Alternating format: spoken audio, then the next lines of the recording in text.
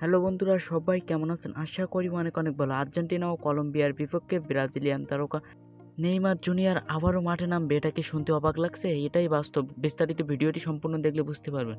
দীর্ঘ ১.৫ বছর মাঠের বাইরে ছিলেন ব্রাজিলিয়ান তারকা নেইমার জুনিয়র, কারণ তিনি ইনজুরিতে ছিলেন। অবশেষে দানিবাল জুনিয়র ব্রাজিলিয়ান কোচ তাকে দলে ডাক দিয়েছিল।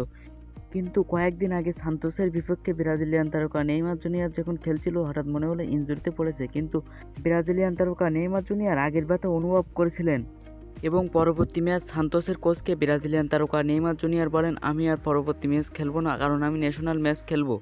সান্তোসের কোচ ব্রাজিলিয়ান তারকা নেইমার জুনিয়রের কথা রেখেছেন এবং ব্রাজিলিয়ান তারকা নেইমার জুনিয়রের কথা সম্মান করেন তিনি।